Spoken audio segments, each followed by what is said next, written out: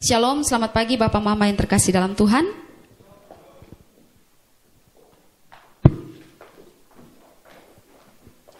Hari ini kita akan belajar kebenaran firman Tuhan di bawah tema bagaimana membuat pilihan hidup yang tepat. Pelajaran dari kehidupan Lot. Untuk mendasari kebenaran firman Tuhan pada hari ini, mari kita bersama-sama membaca teks kita dari Kejadian pasal yang ke-13, ayat yang pertama hingga ayatnya yang ke-11. Kejadian 13 ayat yang pertama hingga ayat yang ke-11, demikian firman Tuhan.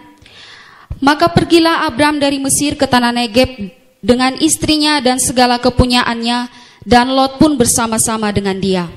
Adapun Abram sangat kaya, banyak ternak, perak dan emasnya.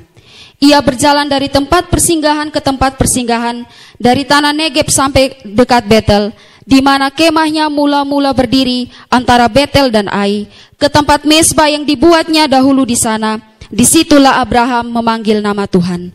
Juga Lot yang ikut bersama-sama dengan Abram mempunyai domba dan lembu dan kemah. Tetapi negeri itu tidak cukup luas bagi mereka untuk diam bersama-sama, sebab harta milik mereka amat banyak, sehingga mereka tidak dapat diam bersama-sama. Karena itu terjadilah perkelahian antara para gembala Abram dan para gembala Lot. Waktu itu orang Kanaan dan orang Feris diam di negeri itu. Maka berkatalah Abram kepada Lot, janganlah kiranya ada perkelahian antara aku dan engkau, dan antara para gembalaku dan para gembalamu, sebab kita ini kerabat. Bukankah seluruh negeri ini terbuka untuk engkau? Baiklah, pisahkan dirimu daripadaku. Jika engkau ke kiri, maka aku ke kanan. Jika engkau ke kanan, maka aku ke kiri. Lalu Lot melayangkan pandangnya, dan dilihatnya lah bahwa seluruh lembah Yordan banyak airnya, seperti taman Tuhan, seperti tanah Mesir sampai ke Soar. Hal itu terjadi sebelum Tuhan memusnahkan Hal itu terjadi sebelum Tuhan memusnahkan Sodom dan Gomora. Sebab itu Lot memilih baginya seluruh lembah Yordan itu, lalu ia berangkat ke sebelah timur dan mereka berpisah. Demikian jauh pembacaan firman Tuhan bagi kita pada hari ini. Saudara-saudara yang terkasih dalam Tuhan, seperti tema yang saya sudah katakan tadi, bahwa bagaimana membuat pilihan hidup yang tepat. Hidup manusia ini tidak terlepas dari apa yang namanya pilihan. Karena itu boleh dikatakan bahwa Tuhan menciptakan manusia sebagai makhluk yang memilih. Artinya bahwa manusia diberikan hak oleh Tuhan untuk membuat pilihan-pilihan dalam hidupnya. Walaupun memang ada hal-hal di mana kita tidak bisa memilih. Contohnya, kita tidak bisa memilih lahir di mana, ya. Atau kapan kita lahir. Mau lahir tahun 60-an, 70-an, 80-an, 90-an, kita tidak bisa memilih. Yang berikut, kita tidak bisa memilih orang tua kita siapa. Siapa orang tua kita? Lahir dari keluarga siapa kita? Kita tidak bisa memilih. Kita juga tidak bisa memilih jenis kelamin kita. Laki-laki, perempuan, atau agak sedikit kemayu-kemayu. Kita tidak bisa memilih itu. Kita juga tidak bisa memilih dari suku mana kita akan dilahirkan. Alurkah? Timurkah? Sabuka, Sumbaka, Roteka? Kita tidak bisa memilih. Tapi hampir dalam kehidupan kita atau hampir dalam seluruh hidup kita ada pilihan-pilihan, dan tidak ada hari yang kita lalui tanpa pilihan, ya. Bahkan dalam hal-hal remeh pun juga itu terjadi, kita memilih. Misalnya, waktu saudara hadir pagi ini di gereja, itu merupakan sebuah pilihan, bukan? Karena saudara bisa memilih untuk tidak datang ke gereja, tapi saudara akhirnya memilih untuk datang ke gereja, itu sebuah pilihan. Yang berikut, setelah kebaktian ini selesai, saudara mau langsung pulang, memilih langsung pulang atau masih ngobrol-ngobrol. Itu juga pilihan. Setelah kebaktian, saudara memilih untuk makan siang di mana? Makan siang di rumah atau mampir di Ratusari? Ya, mampir di Ratusari juga ada pilihan. Sendirikah atau traktir teman? Jadi ada pilihan. Yang nanti dia memilih untuk mentraktir, ya. Bahkan setelah sampai di rumah, kita juga memilih langsung tidur, ataukah masih nonton TV, ataukah ada lari sore, ataukah kegiatan-kegiatan yang lain. Kita bisa memilih. Bahkan pada waktu malam kita pun juga memilih. Bisa langsung tidur atau berdoa sebelum tidur. dan lain sebagainya. Hal-hal remeh yang menurut kita biasa, tapi itu merupakan pilihan-pilihan yang kita buat. Jadi bayangkan bahwa ketika kita memulai suatu hari, memulai hari yang baru, dari kita membuka hari baru itu sampai menutupnya, semuanya ada dengan pilihan-pilihan. Sebagai orang Calvinis kita percaya bahwa ketetapan Allah atas segala sesuatu, tapi itu tidak menjadikan manusia sebagai robot-robot hidup tanpa pilihan. Manusia tetap mempunyai pilihan-pilihan yang secara bebas, manusia mempunyai pilihan-pilihan, tapi pada akhirnya pilihan-pilihan kita itu akan sesuai dengan kehendak Allah yang ditetapkan oleh Allah sejak kekekalan. Jadi kita memilih, tapi sebenarnya pilihan-pilihan yang kita buat itu sama dengan kehendak Allah. Pilihan-pilihan itu ada kalanya pilihan-pilihan yang kecil, yang tidak terlalu berdampak besar, seperti pilihan untuk makan di mana, Ratusari, Solaria, atau makan di rumah. Atau pilihan minum es teh, es teler, atau apa saja. Pilihan hari ini pakai baju coklat, baju putih, baju biru, baju orange, bunga-bunga. Itu pilihan-pilihan kecil. Tapi ada kalanya pilihan-pilihan kecil, ada kalanya pilihan-pilihan itu juga merupakan pilihan-pilihan yang besar. Dan karena pilihan-pilihan yang besar itulah yang sangat mempengaruhi masa depan kita. Misalnya, pilihan untuk menikah dengan siapa? Menikah dengan PU atau dengan MAU? Ya, menikah dengan Mince atau dengan Dorcas? Ya, ataupun kita juga bisa memilih kerja sebagai apa? Kerja di mana? Jadi konjak atau pendeta? Kita juga bisa memilih tinggal di mana? LE atau NBD? Ya, bahkan kita juga bisa memilih berjemaat di mana? GKIN atau Saksi Yehova. Kita juga bisa memilih presiden kita siapa? Roma Irama kah atau Wiranto? Jadi ini pilihan-pilihan besar dalam hidup kita yang sangat berpengaruh pada masa depan kita. 5 tahun yang lalu ketika Pak Esra diperhadapkan pada sebuah pilihan mendirikan gereja atau tidak, dan akhirnya beliau memilih untuk mendirikan gereja. Sehingga karena dia memilih untuk mendirikan gereja, maka hal terbesar yang terjadi yaitu gereja bernama Revival boleh berdiri dan kita semua ada di tempat ini karena sebuah pilihan. Ya, kita semua ada di tempat ini dan gedung gereja kita ada yang sudah dibangun saat ini, itu merupakan hasil dari sebuah pilihan. Coba bayangkan, bagaimana seandainya dulu Pak Esra tidak memilih untuk mendirikan gereja. Mungkin kita semua tidak ada di sini, jangankan kita semua tidak ada di sini, kita tidak saling kenal, dan bahkan mungkin ada di antara kita yang masih orang Kristen KTP belum percaya kepada Kristus. Jadi dengan kata lain, Revival berdiri karena hasil sebuah pilihan. Amin. Ada jemaat kita ya, Pak Sony, dia bersaksi tanya bagaimana bisa tahu gereja kita. Dia bilang satu kali dia lagi dengar radio, dia mau dengar-dengar lagu, tapi tiba-tiba dia dengar siaran dulu ada KYKP ya, aku tahu yang percaya, dan kemudian dia tertarik, lalu dia mulai cari gereja itu, ikut PA, bahkan sekarang sudah berjemaat, melayani di kita, dan bahkan berkhotbah juga di radio.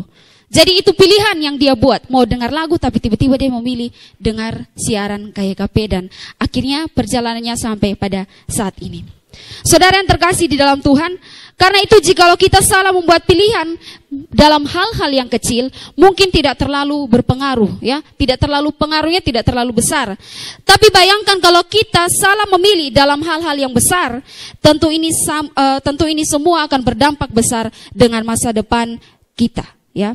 Dan faktanya ada banyak kita yang salah memilih dalam pilihan-pilihan yang besar itu, dan akhirnya mempengaruhi seluruh masa depan kita. Karena itu betapa pentingnya bagi kita untuk bisa memilih dengan tepat pilihan-pilihan yang kita jumpai setiap hari. Terutama pilihan-pilihan dalam hal-hal yang besar, karena itu akan mempengaruhi seluruh masa depan kita. Atau dengan kata lain, dalam pilihan-pilihan yang besar itu, di dalamnya masa depan kita dipertaruhkan. Jadi pikirkan baik-baik. Nah, kalau demikian, bagaimana caranya kita membuat pilihan yang tepat? Bagaimana caranya saya dan saudara membuat pilihan yang tepat? Kita akan mempelajari hal ini, namun sebelumnya mari kita mempelajari kehidupan seorang tokoh Alkitab yang bernama Lot. yang kisahnya sudah kita baca, di mana dia membuat pilihan, di mana dia membuat sejumlah pilihan yang akhirnya pilihannya itu berpengaruh pada kehidupannya di hari-hari kemudian. Karena itu ada beberapa hal yang akan kita bahas berkaitan dengan teks yang sudah kita baca. Yang pertama, kita lihat pilihan Lot. Saudara, dalam bacaan kita ini diceritakan bahwa terjadi pertikaian antara para gembala Lot dan para gembala Abraham terkait dengan daerah yang mereka diami. Dalam ayat yang ke-6 sampai ayat yang ke-7 berkata, tetapi negeri itu tidak cukup luas bagi mereka untuk diam bersama-sama, sebab harta milik mereka amat banyak, sehingga mereka tidak dapat diam bersama-sama. Karena itu terjadilah perkelahian antara para gembala Abram dan para gembala Lot. Jadi ada terjadi perkelahian. Dan ketika Abraham tahu akan konflik itu, lalu Abraham menemui Lot dan berkata, ayatnya yang ke-8 dan 9, janganlah kiranya ada perkelahian antara aku dan engkau, antara para gembalaku dan para gembalamu, sebab kita ini kerabat. Bukankah seluruh negeri ini terbuka untuk engkau? Baiklah, pisahkanlah dirimu daripadaku. Jika engkau ke kiri, maka aku ke kanan. Jika engkau ke kanan, maka aku ke kiri. Saudara, kita bisa melihat dari kata-kata Abraham ini terlihat bahwa Abraham sangat mengutamakan hubungan kekerabatan atau hubungan persaudaraan daripada mengikuti emosi ataupun amarah yang terjadi karena perkelahian tersebut.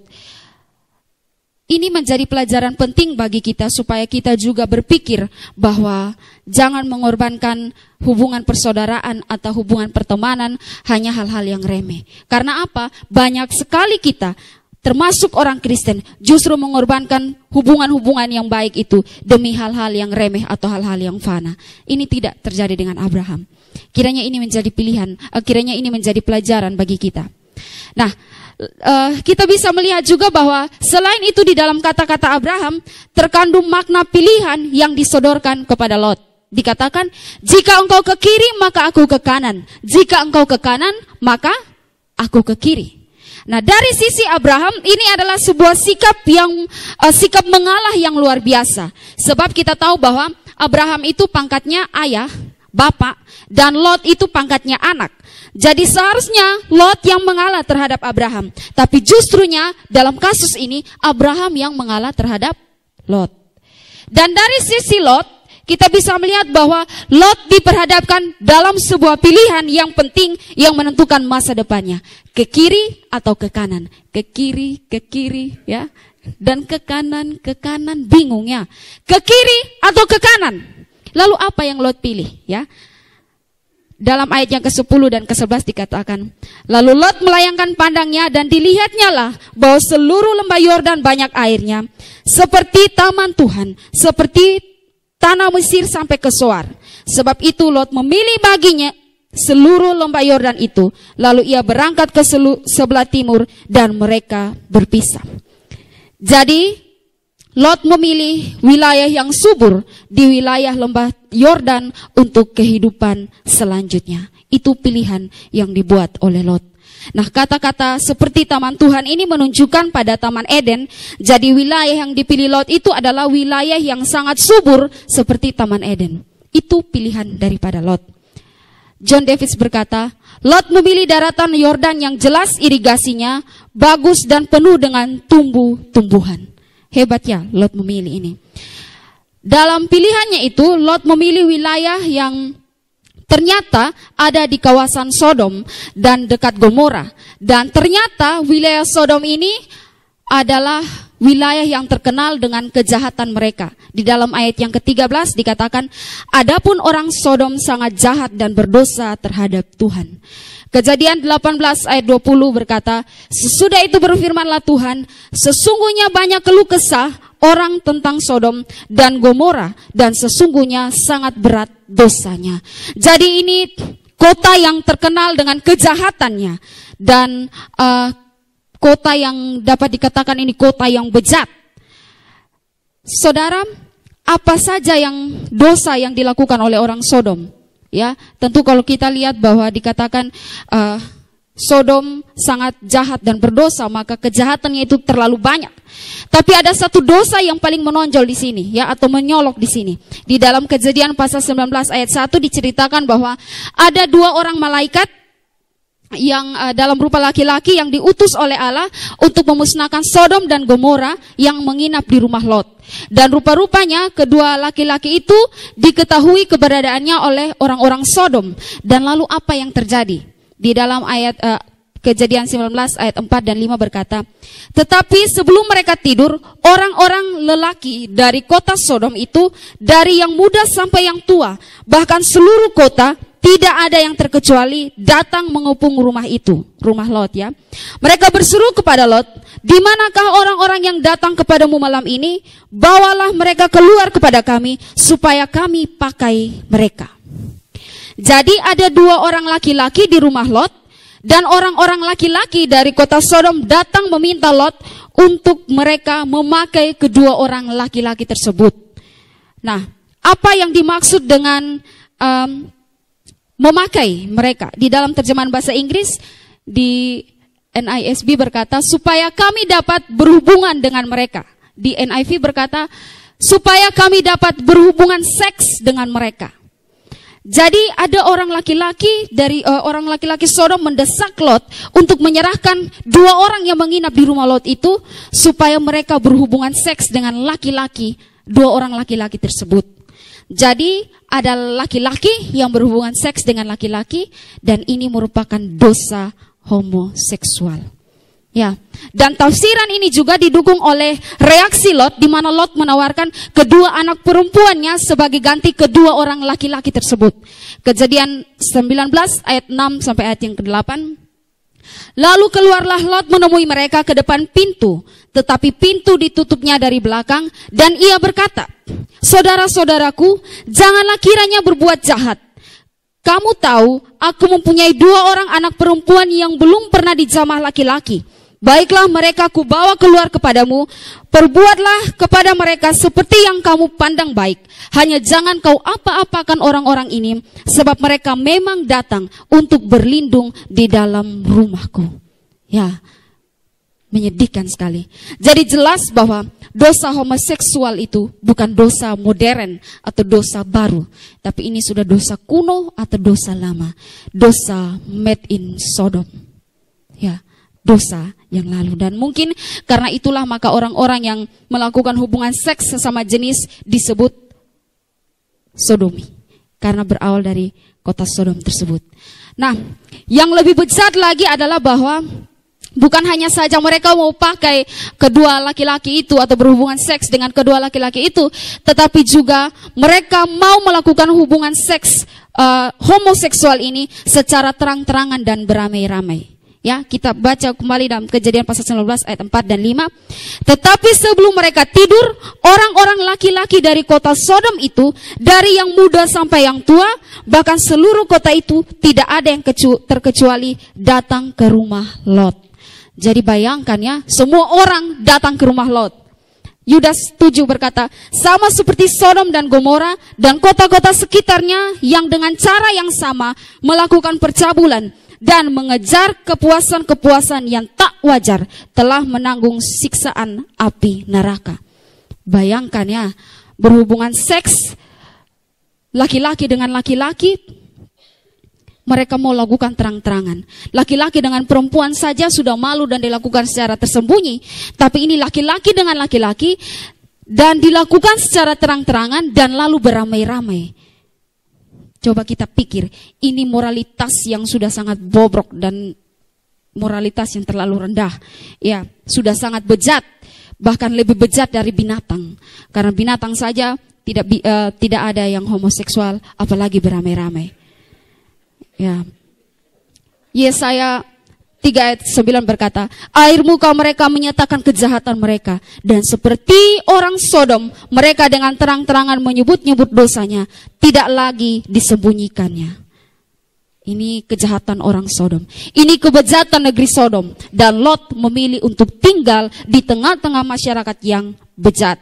Dan ini sebagai konsekuensi dari pilihannya. Apa yang baik, dia akhirnya pilih tinggal di kota Sodom.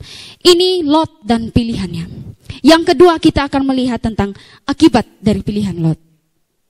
Saudara yang terkasih dalam Tuhan, kita sudah melihat bahwa Lot membuat pilihan di mana dia memilih untuk tinggal memilih lembah Yordan dan tinggal di wilayah Sodom yang bejat.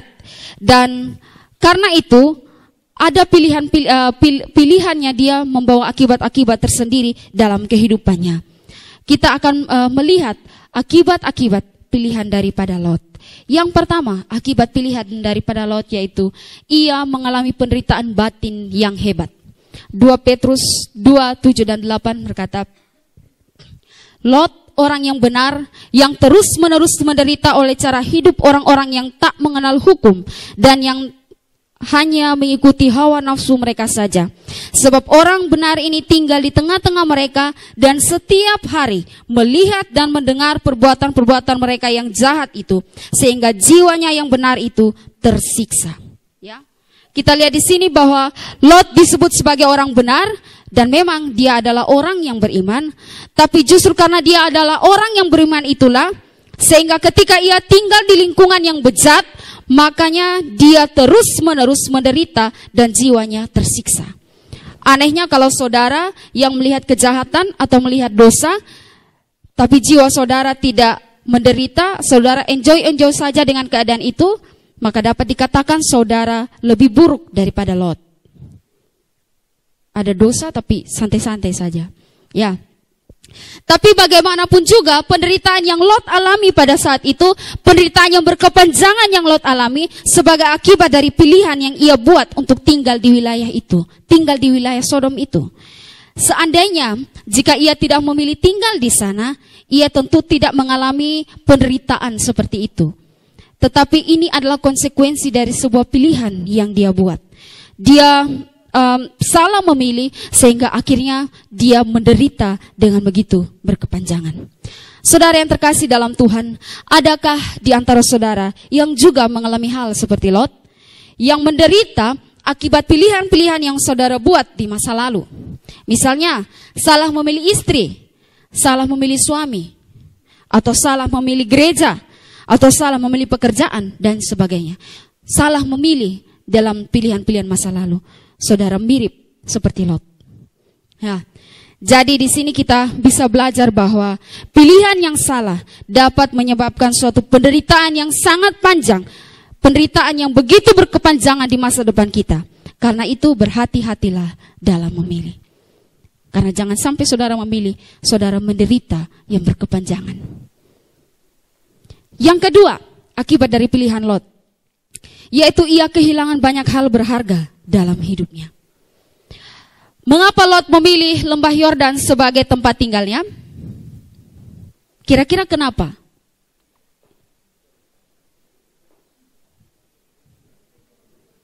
Ya, Lot memilih untuk tinggal di lembah Yordan karena itu tempat yang subur. Dan tentu itu sangat bagus bagi dia untuk berusaha dan mendapatkan banyak kekayaan.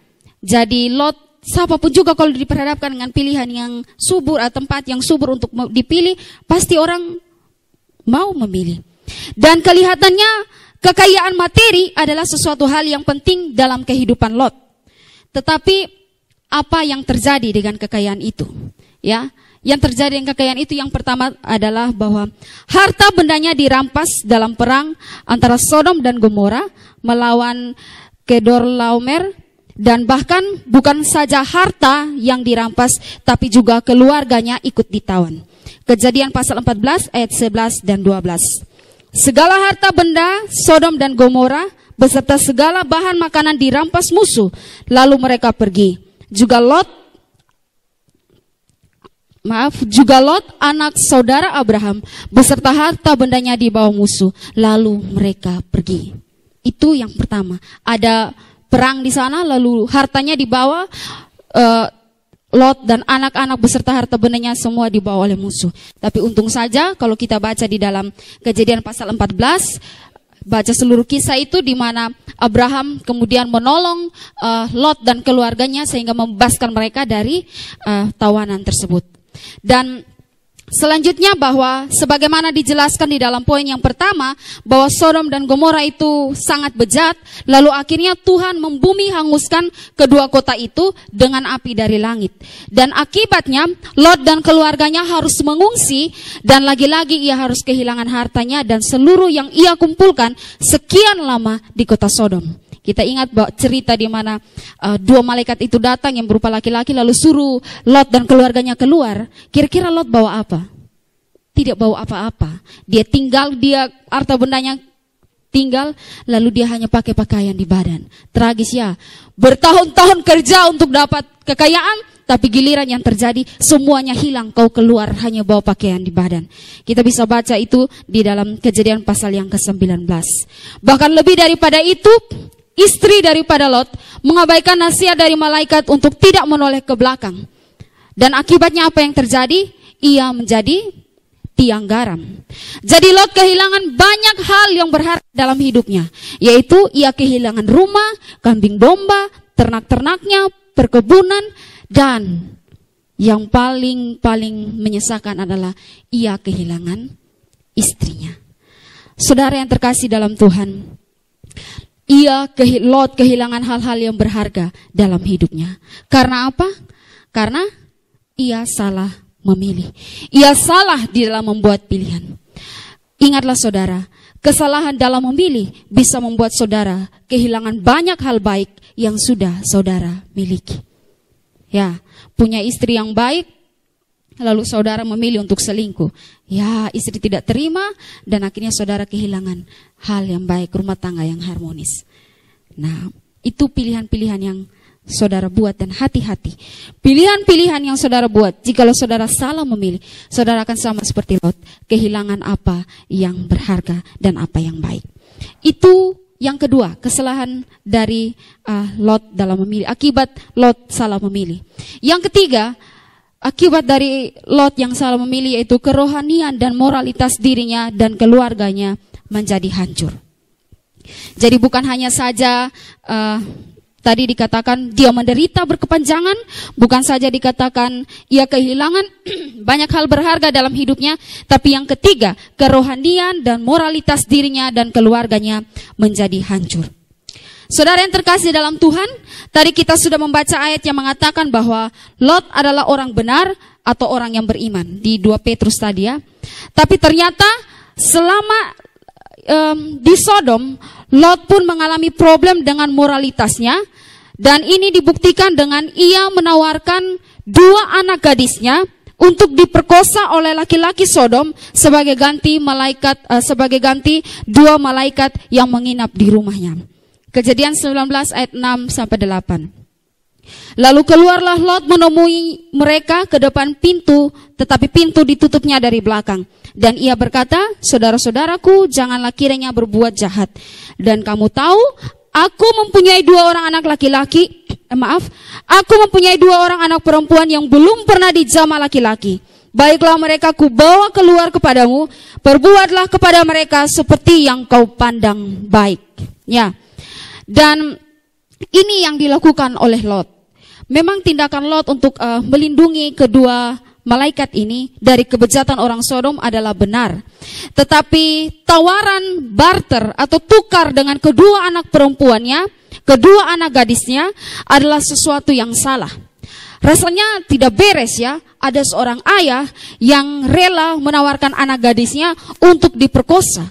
Bahkan diperkosa sekampung. Kalau ada bapak yang kayak begitu, bagaimana ya? Pasti itu terjadi pada kita saat ini. Mungkin itu bapak sudah dihujat, mati saja bila perlu, dan bagaimana ya? Ini yang dilakukan oleh Lot.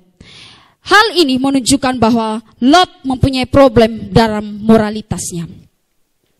Bagaimana dengan istri Lot? Istri Lot juga kelihatannya sangat duniawi dan mencintai harta. Sehingga akhirnya dia mengabaikan larangan malaikat untuk balik ke belakang. Dan apa yang terjadi? Dia menjadi tiang garam. Dan bukan hanya saja istri Lot, anak-anak Lot apalagi. Ya, mereka pacaran dengan orang-orang Sodom. Dikatakan sudah bertunangan ya dengan orang-orang Sodom yang bejat. Dan ini jelas-jelas melawan kebenaran firman Tuhan. Ya. Tapi lebih daripada itu, Di dalam pikiran dan tingkah laku dari anak perempuan Lot ini sungguh bejat, di mana mereka menjebak Lot ayah mereka untuk berhubungan seks dengan mereka demi mendapatkan keturunan. Wah, ini ada anak-anak yang begitu, anak-anak kurang ajar ya. Kejadian 19 ayat 31 dan 38 sampai 38. Kata kakaknya kepada adiknya, ayah kita telah tua, dan tidak ada laki-laki di negeri ini yang dapat menghampiri kita seperti kebiasaan seluruh bumi. Marilah kita beri ayah kita minum anggur, lalu kita tidur dengan dia, supaya kita menyambung keturunan dari ayah kita. Pada malam itu mereka memberi ayah mereka minum anggur, lalu masuklah yang lebih tua untuk tidur dengan ayahnya. Dan ayahnya itu tidak mengetahui ketika anaknya itu tidur dengan dan ayahnya itu tidak mengetahui ketika anaknya itu tidur dan ketika ia bangun. Keesokan harinya berkatalah kakaknya kepada adiknya, tadi malam aku telah tidur dengan ayah. Baiklah, malam ini juga kita beri dia minum anggur. Masuklah engkau untuk tidur dengan dia, supaya kita menyambung keturunan dari ayah kita. Demikianlah juga pada malam itu, mereka memberi ayah mereka minum anggur, lalu bangunlah yang lebih muda untuk tidur dengan ayahnya. Dan ayahnya itu tidak mengetahui ketika anaknya itu tidur dan ketika ia bangun. Lalu mengandunglah kedua anak Lot itu dari ayah mereka. Yang lebih tua melahirkan seorang anak laki-laki yang menamainya Moab. Dialah bapa orang Moab yang sekarang. Dan yang lebih muda pun melahirkan seorang anak laki-laki dan menamainya Ben-Amin. Dialah bapa Bani Amon yang sekarang.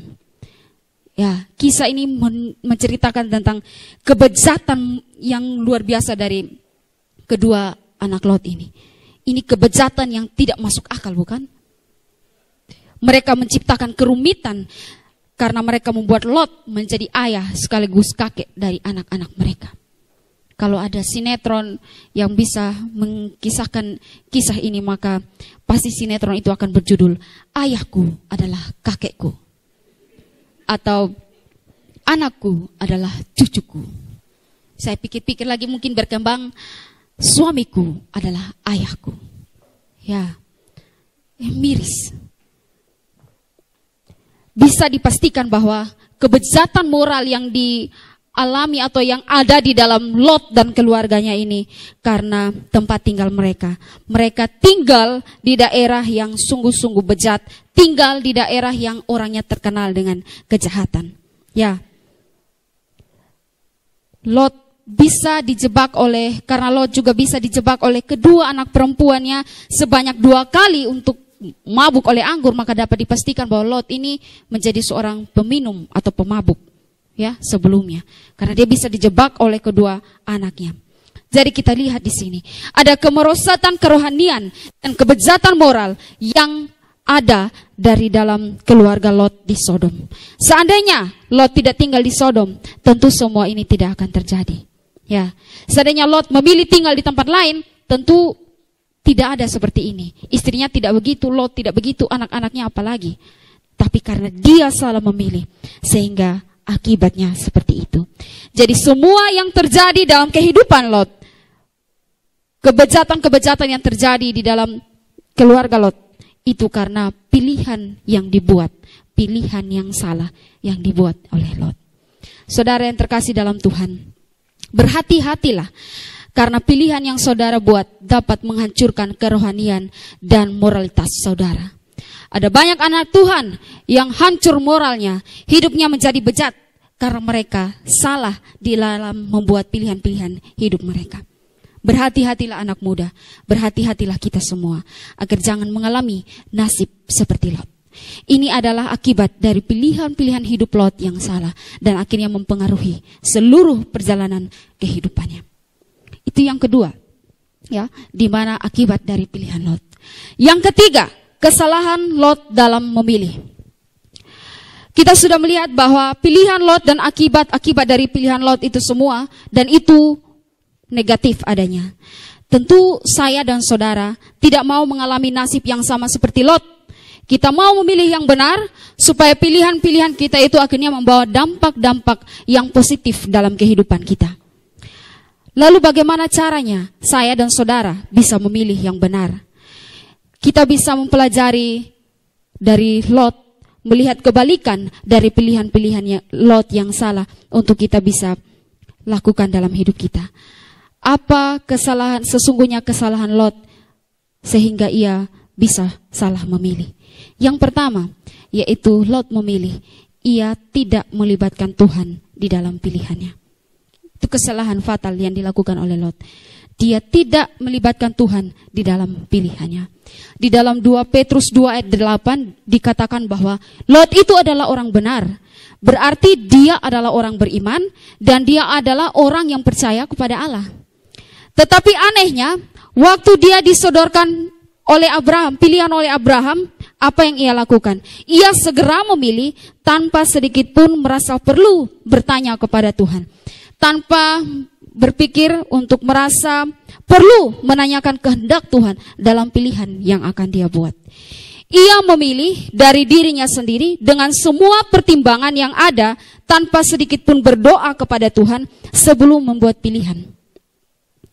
Abraham suruh, pilih ke kanan, saya ke kiri, saya ke kanan. Lot langsung melainkan pandangnya, langsung dia pilih tanpa tanpa dia merasa berdoa dan meminta Tuhan, kehendak Tuhan apa yang dilakukannya. Ini adalah kesalahan terbesar daripada Lot. Mengabaikan Tuhan dalam setiap pilihan kita bisa mengakibatkan hal yang sangat fatal yang akan merusak kehidupan kita di kemudian hari. Di dalam surat Yakobus ada kecaman bagi orang-orang yang membuat perencanaan tanpa melibatkan Tuhan di dalamnya. Yakobus 4 ayat 13 sampai ayat yang ke-16 dikatakan, jadi sekarang hai kamu yang berkata, hari ini atau besok kami berangkat ke kota Anu, dan di sana kami akan tinggal setahun dan berdagang serta mendapat untung. Sedang kamu tidak tahu apa yang akan terjadi besok. Apakah arti hidupmu?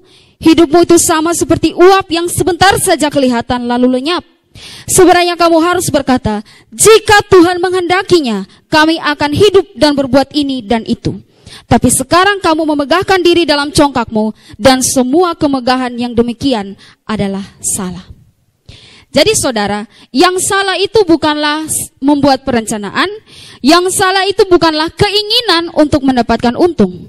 Tapi yang salah itu adalah rencana yang dibuat sematang mungkin tanpa melibatkan Tuhan di dalamnya.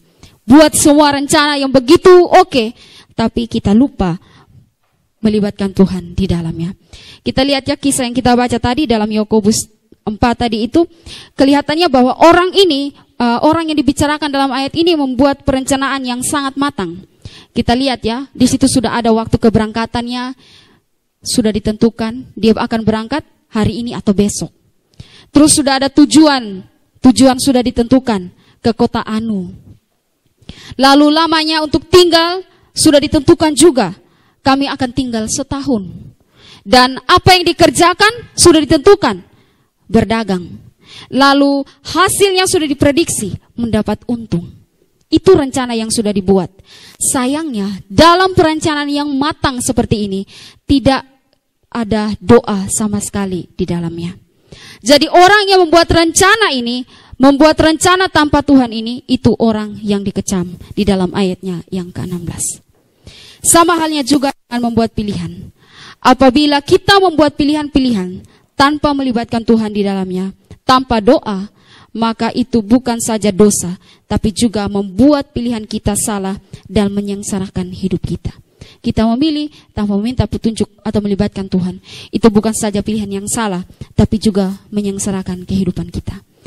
Ingatlah bahwa kita ini manusia yang lemah, yang tidak tahu apa yang akan terjadi besok. Jangankan besok, setelah kebaktian ini apa yang terjadi dengan kita, kita tidak tahu.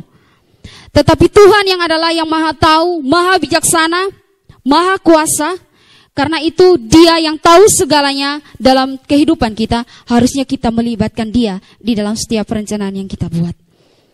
Karena itu kesalahan besar, sekali lagi saya katakan, dan adalah kebodohan jika kita menentukan pilihan-pilihan kita tanpa melibatkan Tuhan di dalamnya. Belajar dari kisah Lot.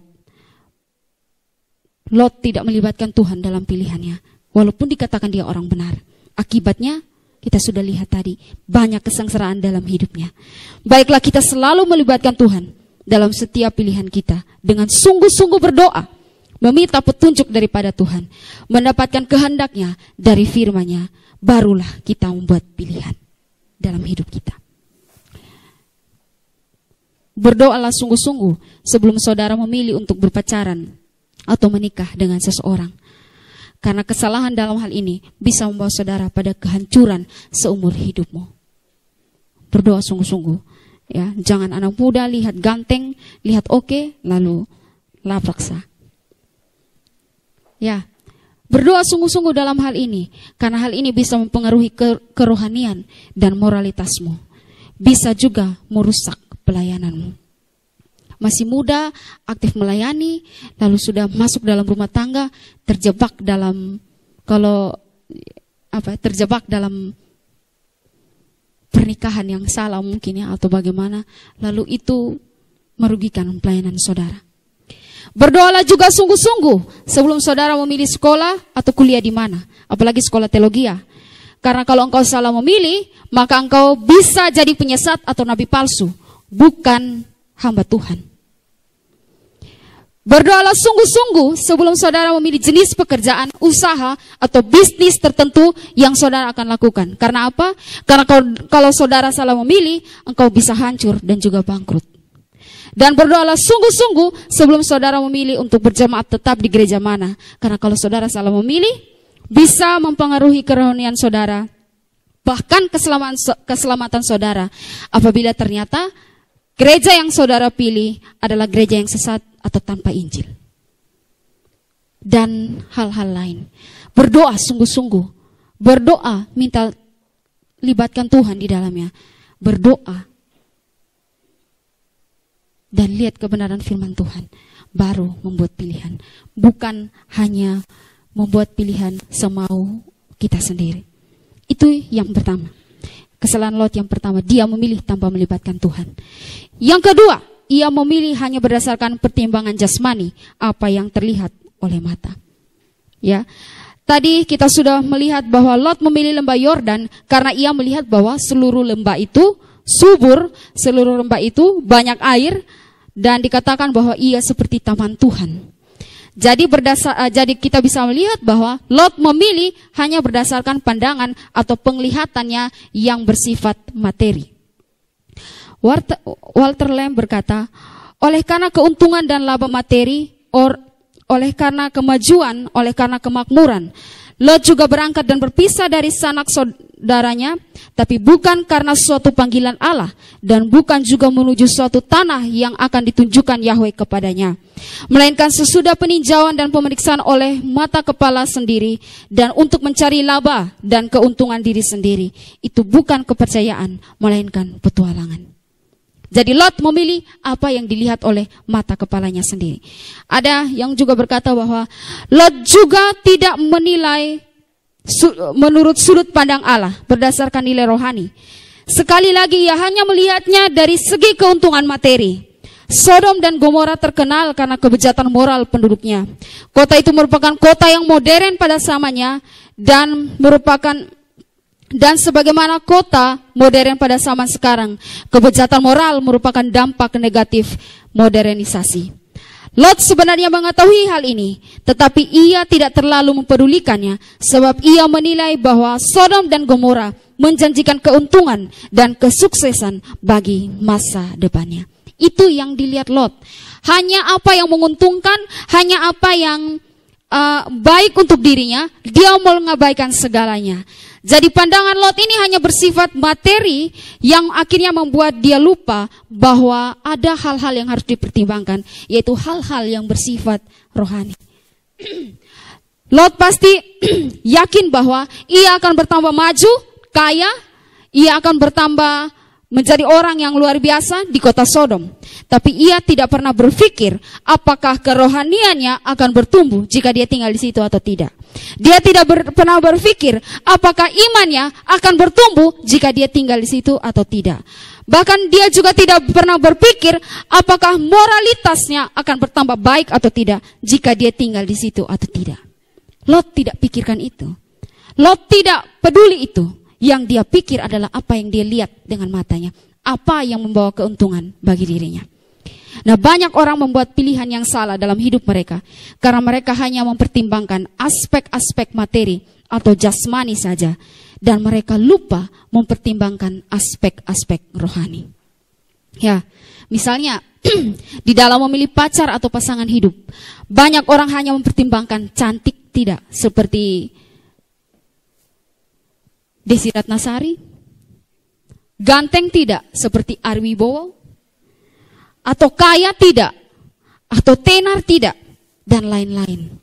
Cewek-cewek suka kalau, atau dia punya apa, dia datang itu dengan roda 2, roda 3, roda 4, atau roda 10, itu pasti diperhatikan. Kalau cowok kere mah ke laut aja, ya. Nah, itu sesuatu yang salah. Bukan seperti itu. Bukan itu yang jadi pertimbangan kita. Bukan itu yang harusnya kita lihat jikalau ingin memilih, mencari atau mencari pasangan hidup. Yang kita harus lakukan adalah bahwa kita harus melihat orang itu baik-baik. Lihat dan pertimbangkan apakah pasangan itu orang beriman atau tidak. Apakah pasangan kita itu orang Kristen sejati atau KTP. Apakah pasangan kita mendukung pelayanan kita atau tidak. Itu penting. Apakah pasangan kita atau orang yang kita pacari atau nikahi itu, kalau saya bersama dengan dia, rohani saya bertambah dan moralitas saya menjadi baik atau tidak. Jangan hanya mau cari cantik, kaya dan segala macam, tapi lambat laun rohani saudara menjadi merosot karena salah memilih pacar atau pasangan hidup.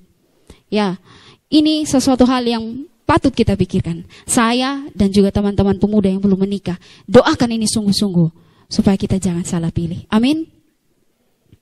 Dalam hal memilih pekerjaan atau bisnis, ada banyak orang yang hanya mempertimbangkan keuntungan yang besar yang mereka alami atau dapatkan, gaji yang besar yang mereka akan dapatkan, tapi lupa mempertimbangkan apakah dengan pekerjaan atau bisnis yang saya lakukan bisa membuat saya pergi ke gereja yang baik atau tidak, bisa belajar firman Tuhan atau tidak, bisa melayani Tuhan atau tidak, ataukah saya bisa bekerja jujur atau tidak di tempat pekerjaan saya. Jangan prospek siang, hari, tengah malam, semua prospek, lupa pelayanan. Bertobatlah yang ada prospek-prospek di sini ya. Karena kalau gara-gara prospek latihan terlambat, gara-gara prospek tidak mau pelayanan, itu bahaya. Ya, itu salah dalam membuat pilihan. Yang berikut, dalam hal memilih gereja, orang hanya kadang berpikir untuk mempertimbangkan hanya jarak yang dekat dengan rumah. Ya, jarak dari rumah ke gereja jauh tidak. Lamanya kebaktian cepat lebih bagus, lebih cepat lebih baik. Ya, pandangan berpikir tentang kalau saya bukan gereja di sini, saya gereja di sana, tetangga bilang apa sama saya, orang bilang apa sama saya. Tapi kita lupa mempertimbangkan bahwa apakah dengan kita memilih untuk gereja di sini, kita mendapatkan makanan rohani yang baik atau tidak. Apakah ada Injil atau tidak di dalam gereja yang kita pilih tersebut. Apakah orang tersebut mendapatkan pengajaran doktrin yang baik atau tidak. Apakah kita bisa terlibat dalam pelayanan atau tidak. Banyak orang tidak pikir itu. Yang penting adalah saya pergi gereja terdekat, habis gereja 15 menit pulang dan selesai. Tapi lupa mempertimbangkan hal-hal tersebut. Ini patut kita pertimbangkan. Kita lihat baik-baik sebelum membuat banyak pilihan. Banyak kesalahan dalam memilih terjadi karena perhatian kita hanyalah pada aspek-aspek jasmani dan lupa aspek-aspek rohani.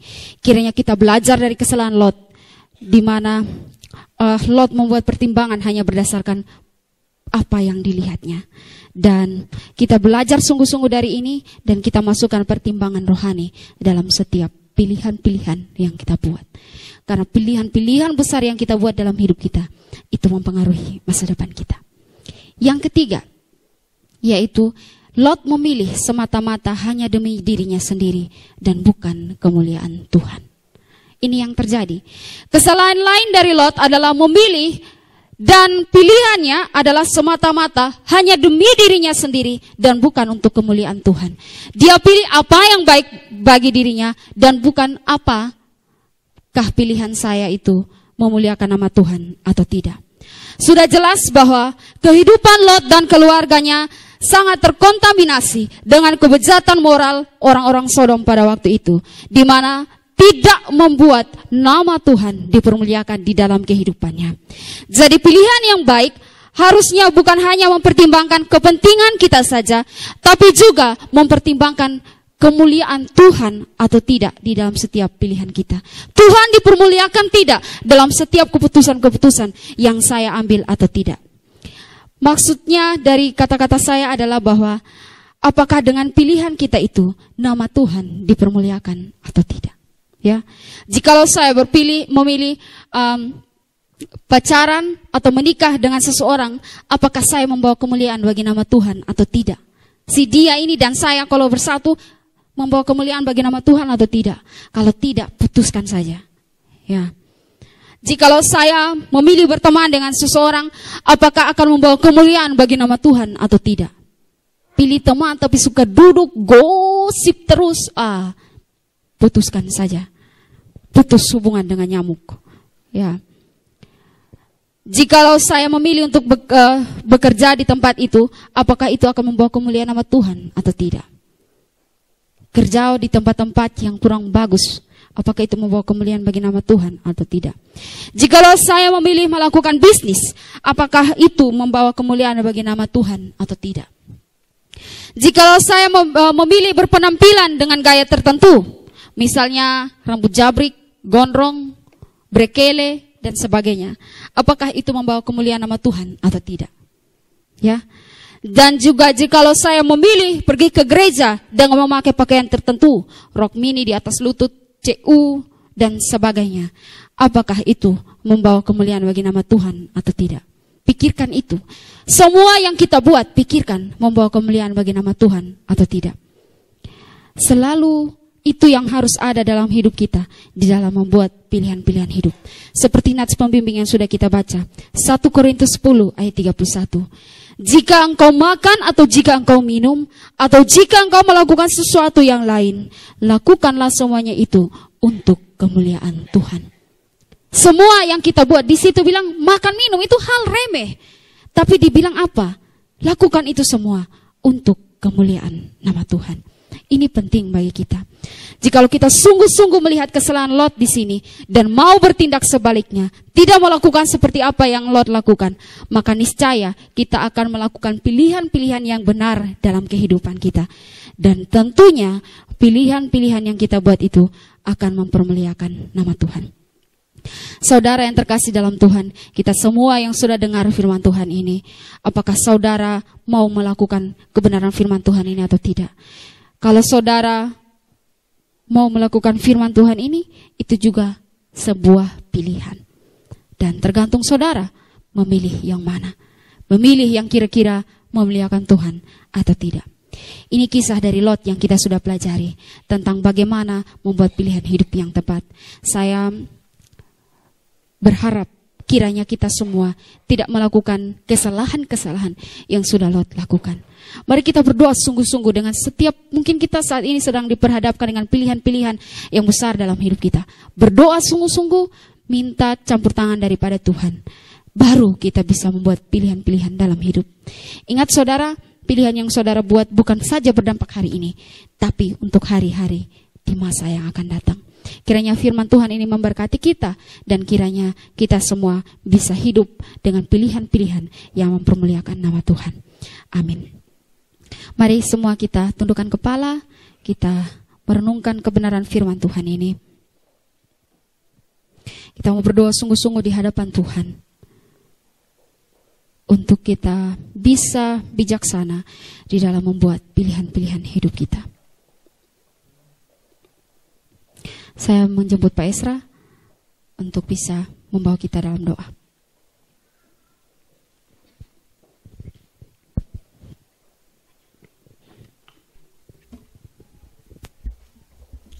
Mari kita tunduk kepala kita.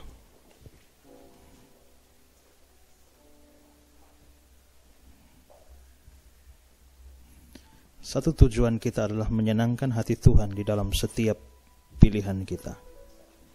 Pikirkanlah apakah hidup saudara memuliakan namanya. Apakah Tuhan senang dengan setiap pilihan yang saudara buat? Biarlah itu menjadi pertimbangan kita di dalam melakukan pilihan-pilihan yang selalu ada di depan kita.